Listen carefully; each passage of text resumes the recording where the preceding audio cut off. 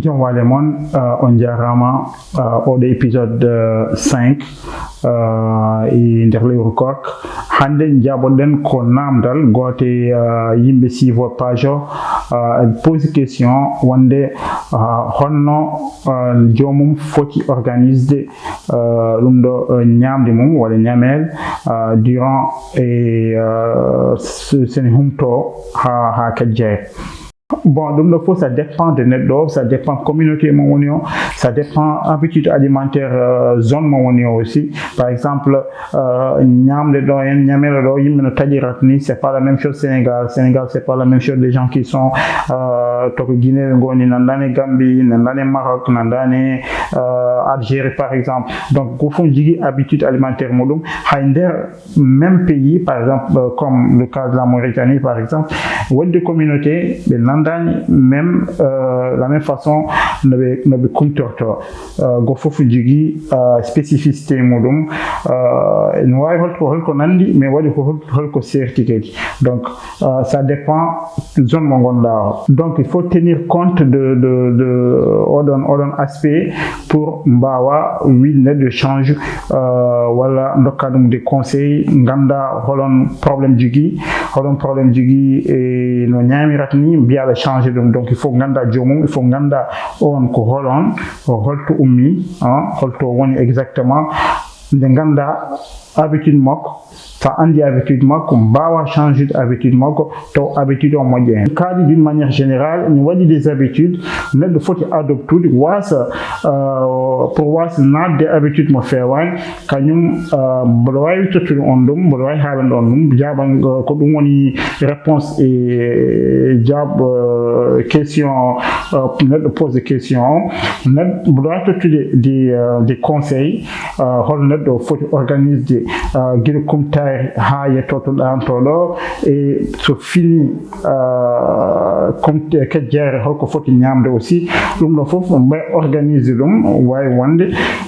donc ko ɗum woni ko jeyeten joni idée mo jogormi hokkudi aussi c'est des idées c'est personnel en fait on a un monde général ko personnel comme j'ai pensé comme ça ko non foti wad et c'est logique d'une manière logique c'est scientifiquement disons prouvé mais il y a notre god un spécialiste nutritionniste god harama godum mais wadata ko kalmi. Bon, j'ai l'habitude de dire net de et Cork c'est-à-dire comme d'habitude c'est-à-dire tamroj got wala tek got ha tek so tadi gayni rawna hen bien woba gomande tek rawna hen gayni juldi arta wala nyama seda soupe ko soupe badon de fo soupe légumes wala soupe lentilles wala soupe ñebbe ko way wonde fof wala karaw wala riz en way marché aussi ko hunde ko wuli to wana hunde tekkunde so nyami dum non so gagné ñamde dum wawi rewnude hen le plat principal. En général les plats principaux kewɗi étude en général ko plaji kewɗi sauce kewɗi viande rouge woni dum wada en woni wadi graisse en général et heewi des frites c'est bourré d'huile et tout yimɓe kewi ñamde tout au long du mois de Ramadan alors que net way changer du plat principal of firtani toujours one sauce pomme de terre nyaha fritaji njahane ngarta plat ji mo kewno don ñamde hirande avant Cork dum no fof mbay wattude dum batton ñamde dum tawko kumtare mon yo won plat ji to wa wonde macaroni wa wonde couscous sed wa wonde de la salade to no wadi lidien donc plat ji badam don hirande temps to wana Cork certains plats badam don temps wana Cork o mbay wattude dum taw ko Cork plat ji kumtare neddo rento tout ce qui est viande rouge hoto ñamdum ko heewi parce que heewi wadde graisse adopte plutôt étudier des poulets de la viande blanche ko ɗum ɓuri moƴƴude e cellal neɗɗo. So tawi on gayni ñamde plat principal et tout ko ɗon on mbawi ɓeydude hen des fruits comme mbimi ni. Plat principal o aussi soɗo ñama ɗum toujours essayer namnude en salade hasini ko jafton ko ala salade essayer namnude à côté mbaɗon bol ko tokos to salade wonen puɗɗorɗon ɗum après parenan e plat principal o. So gayni to ne waɗi ene waɗa des fruits neɗɗo wawi ñamde fruits wawi yarde des boissons des jus de fruits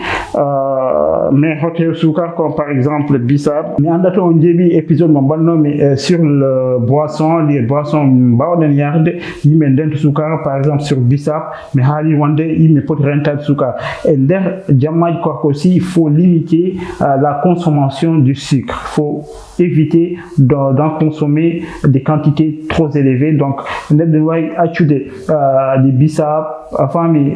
bissabuji kewɗi sukar bien sûr ala wadde bissap mais bissabuji kewɗi sukar accu ɗum tout ce qui est boisson gazeuse industrielle les jus industriels neɗɗo foti rentade ɗum. Bon à partir de ɗon sa gayni ñamde kumtere ma aɗa wawi ƴettude bien café ma walla Lipton, ƴetta café walla Lipton, c'est après 45 minutes après avoir terminé aɗa wawi ƴettude ɗum pour relaxer et toka jaɓano télé aɗa wawi yebde en attendant digestion et tout.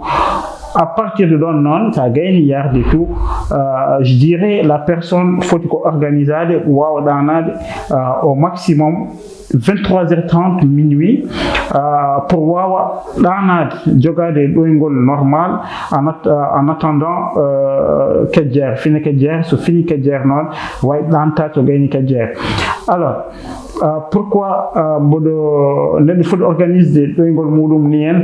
so dokkitimi vidéo mo bannomi hanki mo jiidum mo jii vidéo o haala ko haala ɗoygol holno ɗo foti organisirade ɗoygol muɗum ha wasa hebde probléme aji journée korka pour wawa wonde bien concentré wasa jogade tampere hewnde. En waɗi habitude goto yimɓe mbaɗata aussi c'est trop néfaste pas de 1h du matin 2h du matin pour consommer quoi? Pour consommer maaro liɗɗi walla maafe walla un plat qui est trop copieux plat tedduɗo en haɗa hay sommeil en haɗa neɗɗo jogo hay probléme sommeil bonna ɗoygol neɗɗo donc ɗum ɗo foof neɗɗo yimɓe foti ko changer ɗum natta wadde ɗum puisque il y a aucun sens ɗanɗa nyama 1h du matin ɗanɗa vers 2h pina vers 5h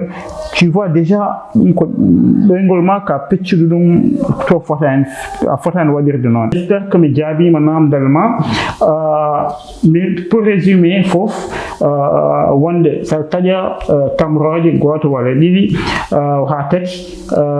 ndewna hen ndiyam pada seeɗa jaaha juuleyde walla ñama ruy soupe walla karaw sa arti julde